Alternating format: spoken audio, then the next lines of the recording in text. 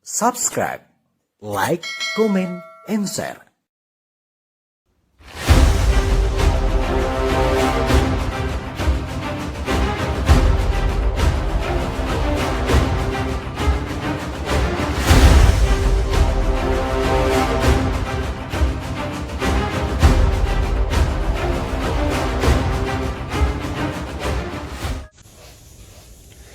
Assalamualaikum warahmatullahi wabarakatuh. Alhamdulillah, puji dan syukur senantiasa kita panjatkan kepada Allah Subhanahu wa taala.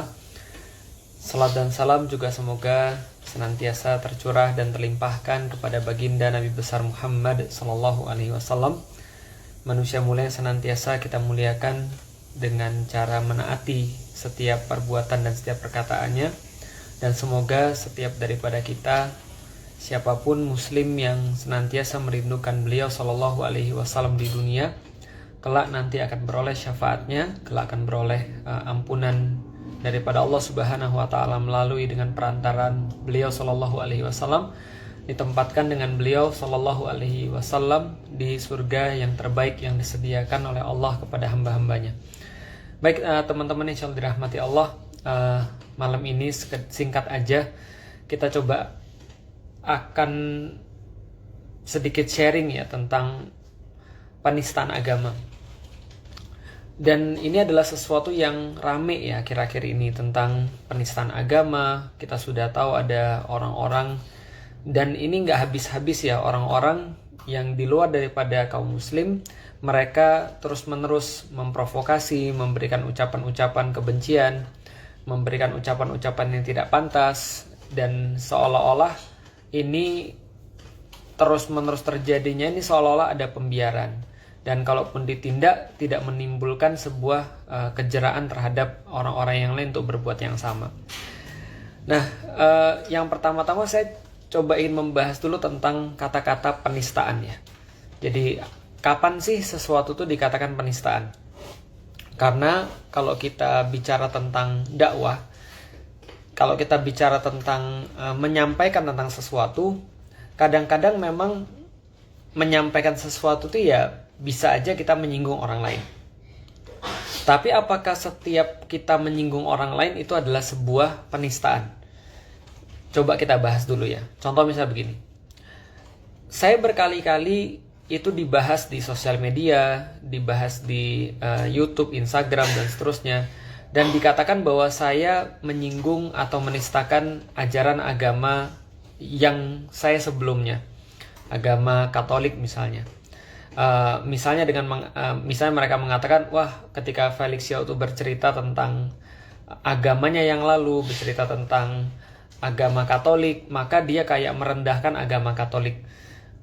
Padahal pada saat itu saya cuma menceritakan pengalaman saya ketika saya berada di dalam agama Katolik, lalu saya menjelaskan kenapa saya mau untuk masuk Islam, dan kenapa waktu itu dari agama Katolik saya jadi seorang ateis, saya jadi seorang agnostik, lalu kemudian berpindah pada Islam.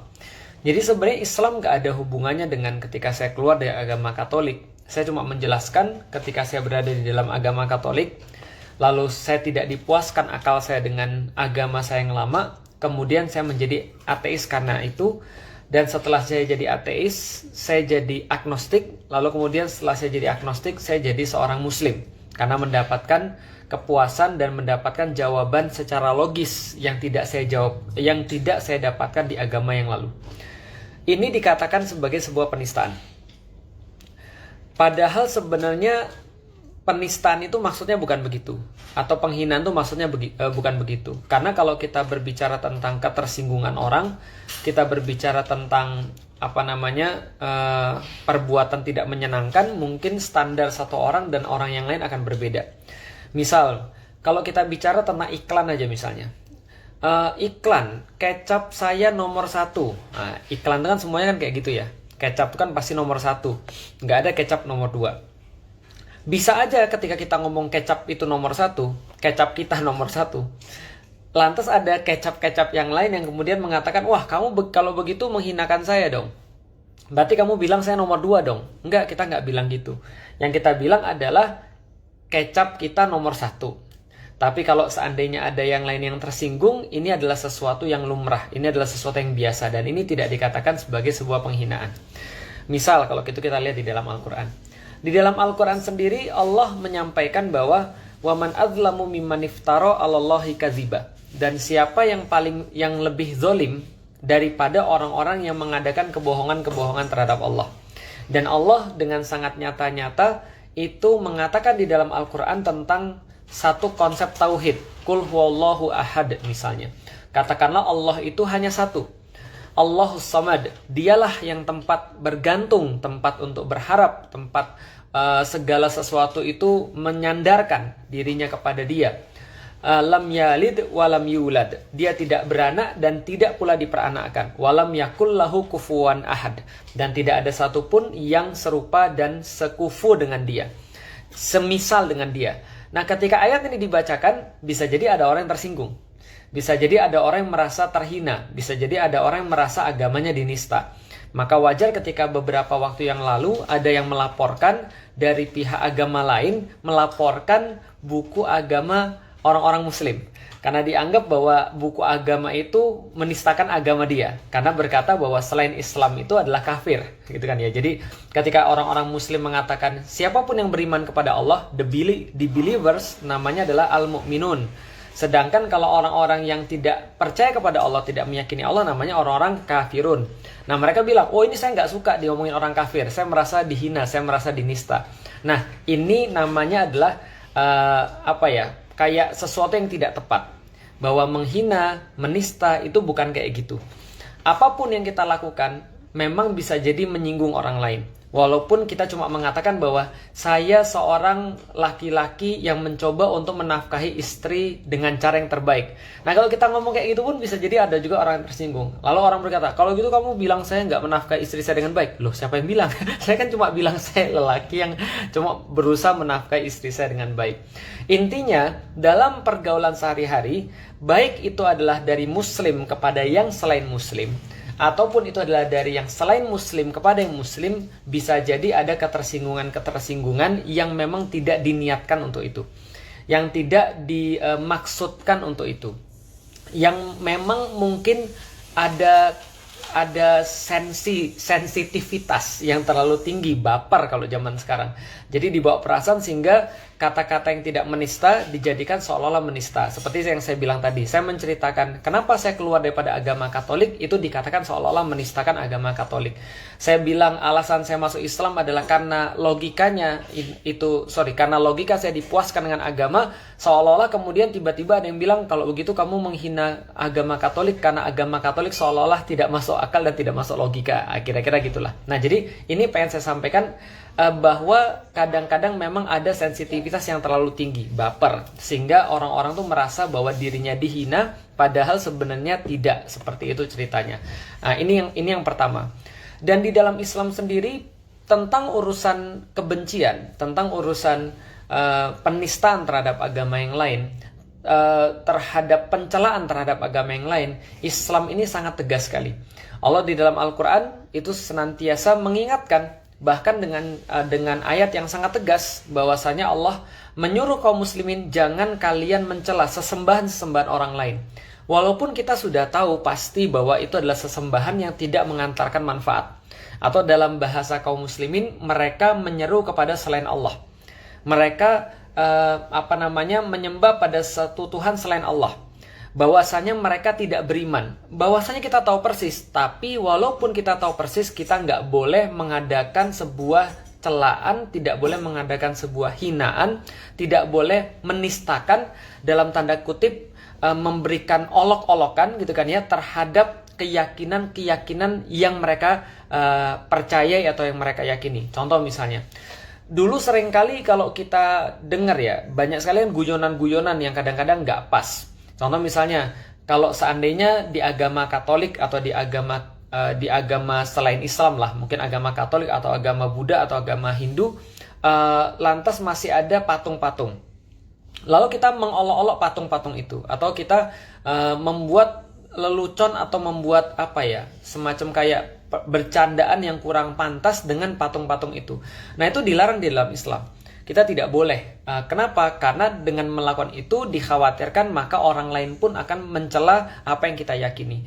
Karena sebenarnya kita harus memahami bahwasanya tidak semua orang yang meyakini sesuatu itu karena mereka itu 100% meyakini. Bisa jadi karena mereka tidak tahu. Yang jelas Islam sangat-sangat melarang mencela. Mencela sesembahan yang diyakini oleh orang lain itu tidak diperbolehkan. Kenapa? Karena memang secara hukum agama ini berkaitan dengan etika. Ketika kita dakwah juga, ya siapa sih yang mau mendengarkan kita ketika kita sudah memulai pembicaraan itu dengan mencaci maki, atau dengan mengolok-olok, atau dengan menghinakan, atau dengan mencela. Nggak ada, gitu kan ya. Walaupun mungkin yang dicela atau yang diolok-olok itu adalah sesuatu yang betul, tapi caranya sudah tidak pas. Itu adalah yang perlu kita sampaikan. Dan tidak hanya urusan agama, apalagi urusan agama, tapi bahkan Islam juga melarang kita untuk mencela ataupun menghina ataupun menistakan, walaupun itu hubungan di antara manusia. Makanya Allah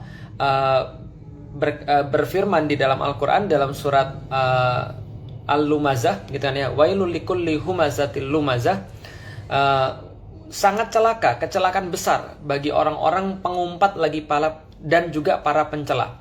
Jadi humazatin lumazatin ini adalah sebuah ucapan yang sebuah kata-kata yang hampir mirip, yang menceritakan tentang orang-orang yang suka sekali mereka itu menghabiskan waktu untuk mengorek-ngorek kesalahan orang lain.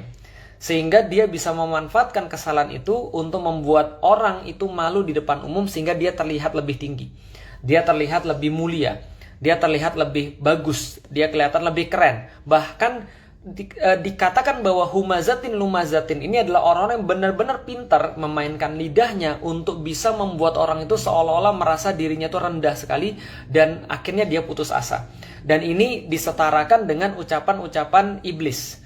Karena ucapan iblis itu senantiasa bertujuan membuat manusia itu merasa rendah. Membuat manusia itu merasa worthless.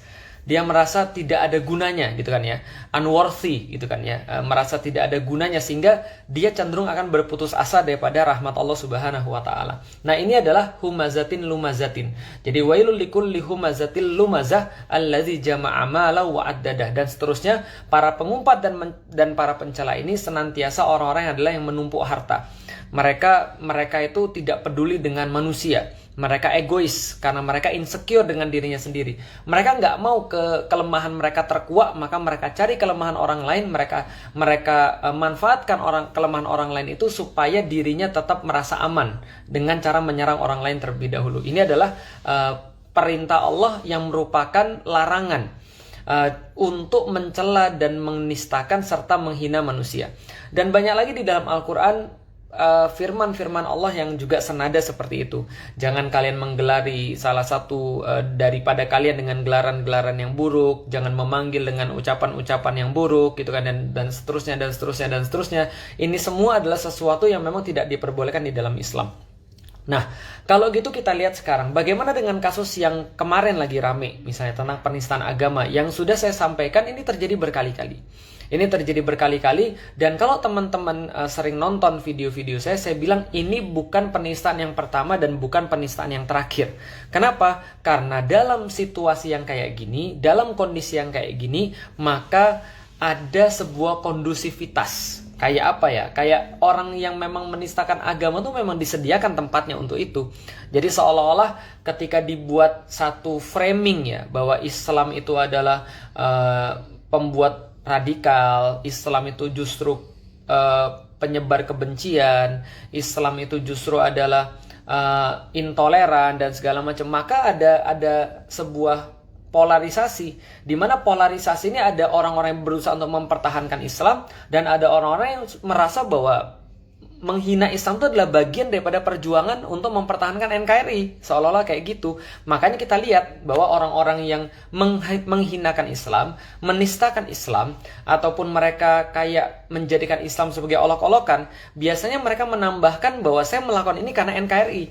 Contoh misalnya ucapan-ucapan kadrun misalnya. Ucapan-ucapan misalnya contoh kayak mabuk agama dan seterusnya. Ujung-ujungnya mereka bilang, kami melakukan ini karena kami cinta Indonesia, agar Indonesia tidak diarabisasi, agar Indonesia tidak dijajah oleh agama Islam dan seterusnya. Ini adalah ide besarnya.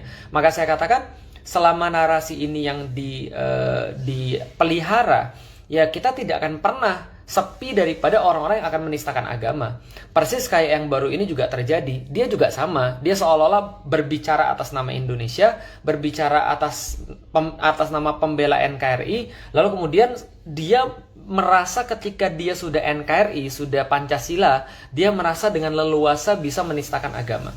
Seolah-olah agama ini adalah biang rusuh di Indonesia, khususnya agama Islam. Nah, ini yang kemudian saya katakan narasi yang ada sekarang. Dan apakah yang dilakukan itu adalah sebuah penistaan? Iya banget. Ini bukan soalan cuma pengakuan terhadap bukan cuma soalan pengakuan Nabi ke-26. Bukan hanya itu, tapi orang ini udah lama banget.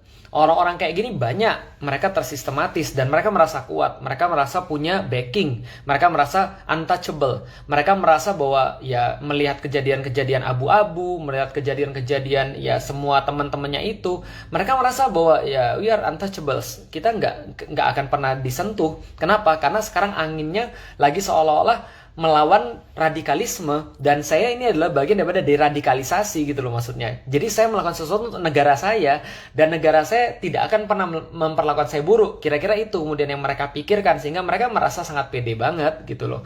Padahal yang dilakukan itu penistaan banget. Bukan hanya mengaku sebagai Nabi ke-26 dan mengolok-olok istilah-istilah di dalam Islam, tapi lebih daripada itu, yang dilakukan ini sudah dalam proses ya bullying, tapi bukan hanya bullying terhadap manusia, tapi bullying terhadap agama. Dan ini adalah sesuatu yang bisa kita lihat dan kita saksikan. Nah, yang bisa kita ambil lagi teman-teman sekalian adalah, pertama, kita harus tahu kalau ada orang itu mau dakwah dan niat mereka adalah menyebarkan agamanya, dan saya pikir ini lumrah ada pada setiap agama atau setiap keyakinan apapun. Ya jangankan agama, Anda nonton film bagus aja Anda mau kasih tahu pada orang lain. Anda makan makanan enak aja Anda mau kasih tahu pada orang lain, apalagi ini soalan agama. Maka sah-sah saja ketika seseorang yang beragama tuh pengen mendakwahkan agamanya kepada orang lain. Tapi masalahnya adalah setiap orang yang beragama itu akan sadar kalau dia memulai dakwahnya dengan cacian, maka tidak akan ada respect pada dia. Nah, orang ini tentu pasti sadar yang dia lakukan itu sesuatu yang tidak akan pernah menimbulkan respect daripada kaum muslimin, andaikan dia pengen mendakwahkan kaum muslimin kepada agama dia. Sama seperti saya, ketika kita memahami dakwah, bukan hanya saya, kita semua orang muslim. Ketika kita memahami dakwah, dakwah itu adalah apa? Dakwah itu asal katanya adalah da'a yad'u dakwatan. Artinya adalah undangan. Namanya undangan itu adalah ya kayak orang undang nikah. Undangan tuh ya ada pitanya, ditulis dengan tulisan yang rapi, ditulis dengan tulisan yang bisa dibaca, diserahkan dengan sangat hormat, lalu kemudian dibilang datang ya kalau seandainya luang, kalau nggak bisa datang mohon doanya ya, dan segala. Nah itu cara ngundang orang tuh begitu.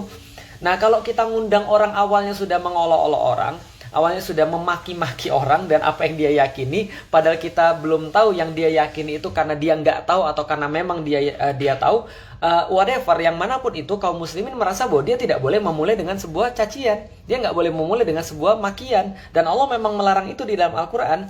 Maka kalau dia pengen agar orang tuh respect dengan dia, maka dia harus respect juga dengan apa yang orang lain tuh yakini, meskipun yang diyakini oleh orang lain tuh salah, gitu loh maksudnya. Nah itulah namanya dakwah. Lah kalau misalnya kita itu dakwah pada orang lain, orang itu sudah ngerti apapun yang pengen kita omongkan, itu bukan dakwah namanya.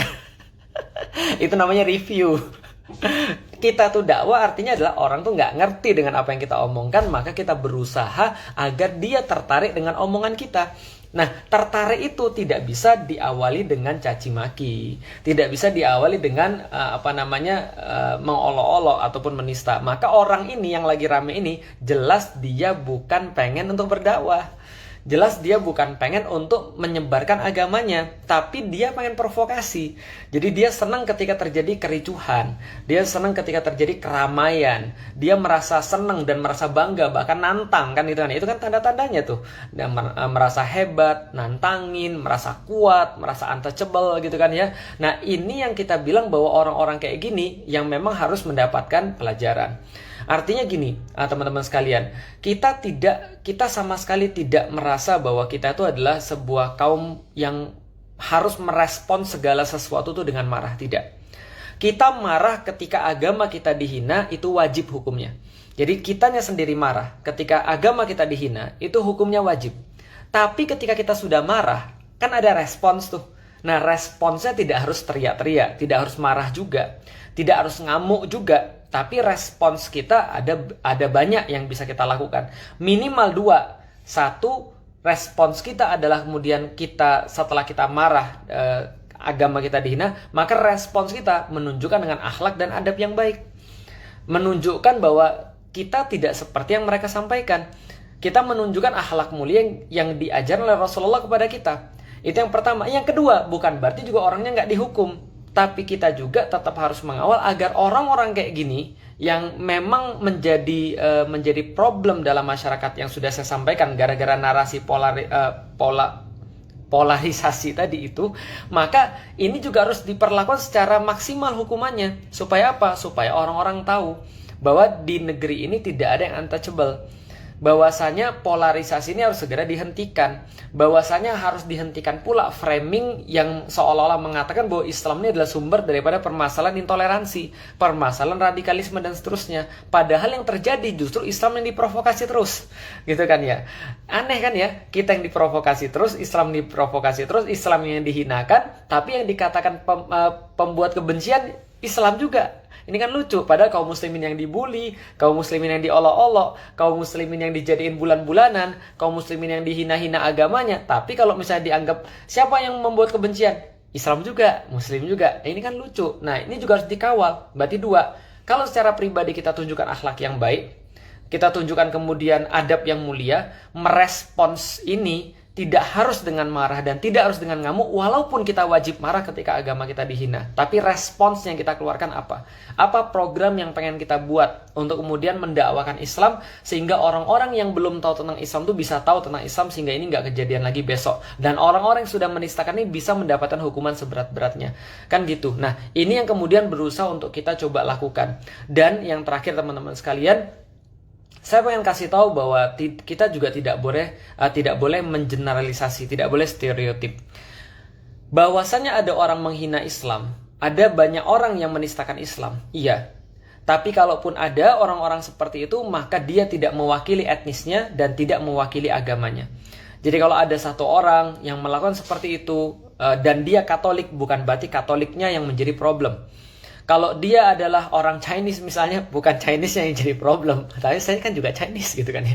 Tapi yang kita jadikan problem adalah pandangan apa yang bisa membuat orang tuh jadi kayak gitu. Dan saya udah ceritain panjang lebar dari awal. Dan kalau pandangan ini diambil oleh orang manapun, etnis apapun, agama apapun, bahkan tidak beragama sekalipun, maka hasilnya pasti akan sama.